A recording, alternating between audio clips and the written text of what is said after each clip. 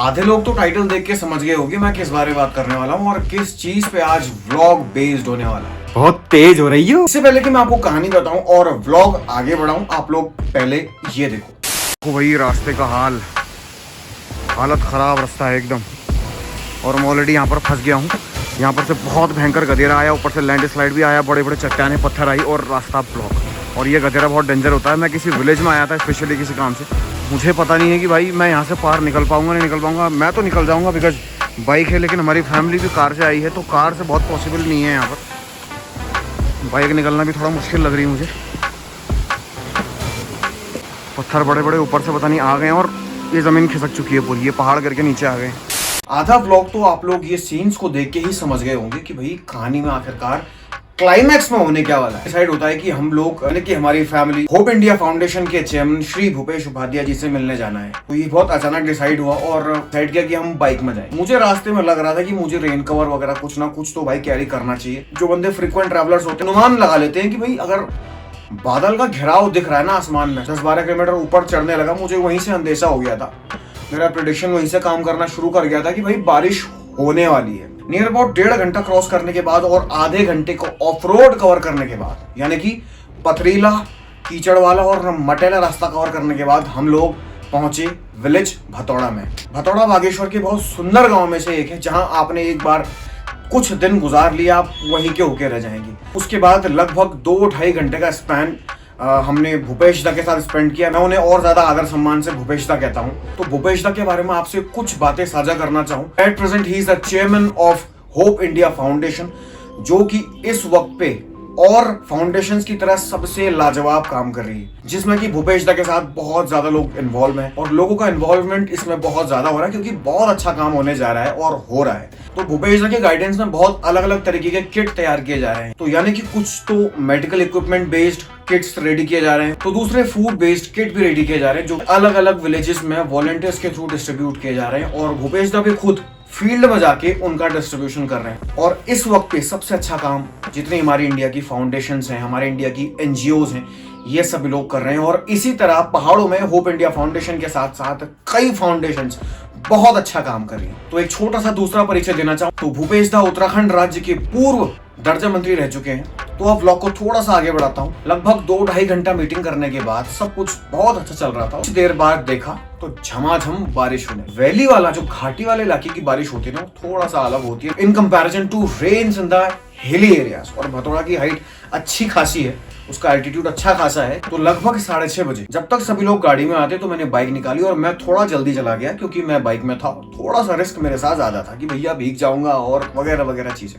तो उस विलेज का सबसे रिस्की पार्ट है जो मेन रोड है जहां से लोग आना और जाना कर रहे हैं ना, वहां पर बीच में एक गधेरा। तो एक तरीके से आप ऐसा समझिए कि दो पहाड़ियों के बीच ऐसा स्पेस जहां से पानी का स्रोत बह के आ रहा है।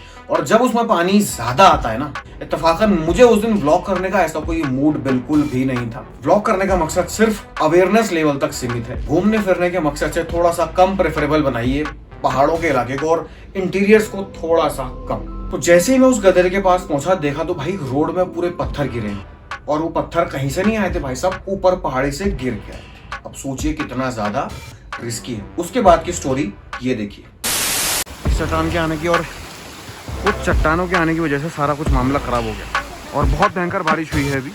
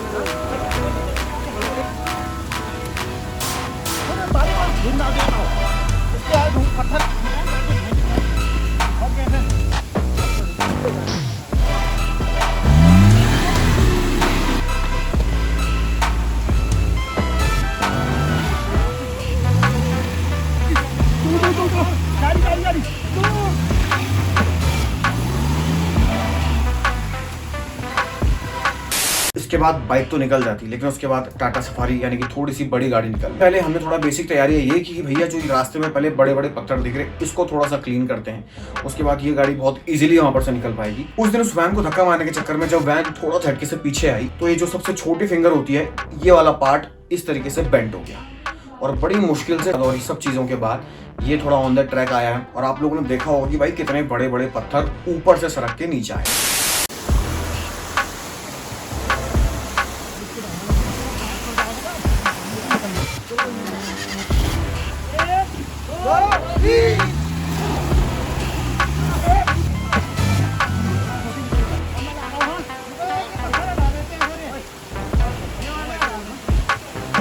डेढ़ घंटा पहले सब कुछ ठीक था और situation after 1 our.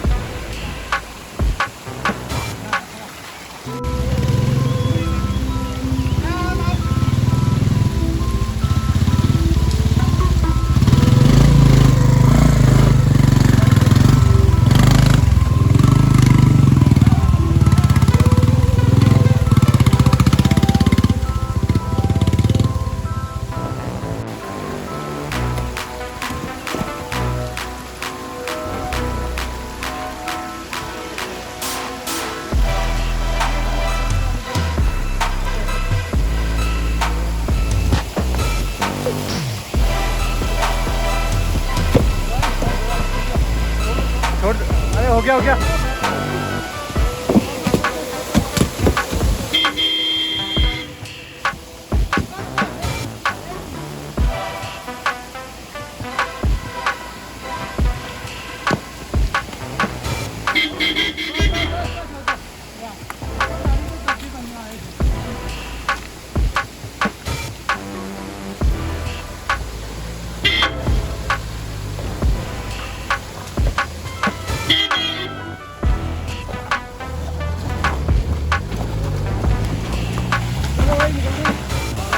So this was a major challenge. All set to go. So भाई हम सडन आए थे तो हमें इतना कुछ पता नहीं था कि मौसम इस तरीके का हो जाएगा। देन बैकअप के तौर पे पापा ने कुछ एक रेन की तैयारी यहाँ पर कर दी है मेरी, जिससे कि इतना अटपटा सा लुक लेकिन थोड़ा बहुत सिक्योर लग रहा है। ऑल ओवर सबसे मेजर चैलेंज अभी घर पहुँचना है। बारिश हो रही है, मेरे पास कोई प्रिपरेशन नहीं है, मैं विदाउट एनी प्रिपरेशन बाइक में आ गया। मुझे पता है कि पहाड़ों का मौसम सडन होता है हमेशा। ये है कि भाई 2-3 गाड़ियाँ हमने जैसे तैसे मशक्कत करके निकाली, अपनी गाड़ी भी निकाली, रास्ता थोड़ा सा साफ़ किया। साफ़ करने के बाद बाकी गाड़ियों की आवाजाही भी वहाँ से लग गई है। अब उसके बाद 2 ऑल्टो, 1 गाड़ी और निकली है। ऑल ओवर ये सिचुएशन है अभी फॉग की, इतना भयंकर फॉग और मैं बता नहीं सकता। मेरे पास एक्सप्लेन करने के लिए वर्ड्स नहीं है बिल्कुल भी। वो तो शुक्र है इस थोड़ी सी बेसिक सी फॉग लाइट का जो काम चल रहा है। फॉग आप लोग देखो, ये मई का मौसम है, मुझे वाकई कुछ दिखाई नहीं दे रहा। यू विल नॉट बिलीव, कहीं कहीं पर जीरो विजिबिलिटी। ये लाइट काम नहीं कर रही भाई साहब, क्वाइट रिस्की ब्रो। मैं नियर बाय मनकोट पहुंच गया हूँ and this is the weather here. और एक चीज़ गौर करना आप, ये देखो ज़मीन की जो ताप होती है ना, वो ताप बारिश के पानी से एकदम उठ रही है। दिन भर यहाँ बहुत तगड़ी धूप पड़ी है। ये देखो, ये फॉग का हाल है यहाँ पर। थोड़ी सी बारिश से इतना ज़्यादा फॉग हो जाता है, बल्कि अभी मानसून भी नहीं आया। This is the real situation. तो नियर अबाउट 7 to 8 किलोमीटर्स मुझे अभी और जाना है घर पहुँचने के लिए एंड मैं उनका वेट कर रहा हूँ यहाँ पर। वेदर का हाल मैंने आपको दिखा दिया, सब कुछ मैंने आपको दिखा दिया। ये फिलहाल का सिचुएशन है और मैंने उम्मीद नहीं की थी मैं ऐसा फंसूंगा यहाँ पर, मतलब हम सब फंसेंगे।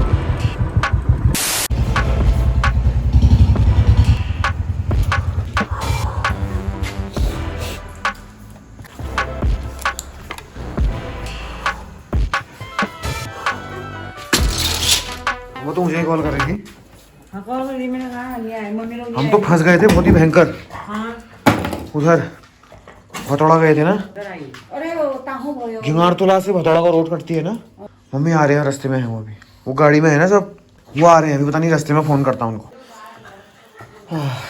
चेस्ट में विंड प्रोटेक्शन के लिए, हवा पानी से बचने के लिए पापा कहीं से ये गत्ता ढूंढ के लाए और मुझे दिया फॉर द प्रोटेक्शन, बिकॉज मेरे पास कुछ भी नहीं था। और बाइक लेके आया तो भाई बाइक ले जानी भी थी वापस। पहले तो प्लान था कि बाइक वहीं पड़ी रहे तो कोई बात नहीं यार, नेक्स्ट डे आके मैं ले आऊँगा, बट ऐसा नहीं हुआ भाई साहब। कोहरे ने और विजिबिलिटी ने आज वाट लगा दी। एक बात तो बड़ी सत्य लगती है कभी कभी कि आपदा और नेचर के सामने ना भाई किसी का बस नहीं। तो ये चीज़ें बहुत अनसर्टेन होती हैं, अनकंट्रोलेबल होती है, इनको आप बिल्कुल भी नहीं रोक सकते। The problem of zero visibility बहुत बेकार थी और धीमी धीमी बारिश भी हो रही। जो मैंने ठीक ठाक से नीचे से DRL और फॉग लाइट लगा रखी थी, उनकी वजह से मुझे कोहरे में थोड़ा बहुत दिखना पॉसिबल हो पा रहा। और कभी कभी तो मोड़ काटते वक्त, यानी कि मोड़ में मुझे समझ ही नहीं आ रहा था कि मैं ऑन द लेफ्ट चल रहा हूँ या ऑन द राइट चल रहा हूँ। तो इस व्लॉग में हम लोगों ने बहुत सारे चैलेंजेस फेस किए और ये व्लॉग एक छोटा सा अवेयरनेस व्लॉग है। आप लोग मानसून के टाइम पे, बारिश के टाइम पे थोड़ा सा पहाड़ी इलाकों के, गाँव वाले इलाके थोड़े कम प्रेफर कीजिएगा।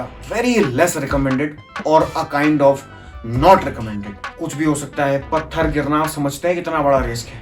एक पानी का स्रोत इतना ज्यादा ओवरफ्लो होना आप समझते हैं कितना बड़ा रिस्क है। लाइफ से बढ़कर हमारे पास कोई भी वेल्थ, कोई भी एसेट, इससे बढ़कर कुछ भी नहीं है। तो अपना ख्याल रखिए। मेरा काम हमेशा आपको अपना अनुभव आप तक पहुंचाना है, जो कि मैं बखूबी हर वक्त पहुंचाने की हमेशा कोशिश करता हूं। And thank you so much to our every viewer, हमें इतना प्यार और सपोर्ट देने के लिए। Thank you so much Hope India Foundation for this amazing and valuable work. आने वाले व्लॉग्स में भी कुछ अच्छा दिखाता रहूंगा। बहुत जल्द मिलेंगे अगले वीडियो में। तब तक के लिए अपना ख्याल रखिए, अपने परिवार का ख्याल रखिए, दूसरों की मदद कीजिए। जय हिंद, जय उत्तराखंड।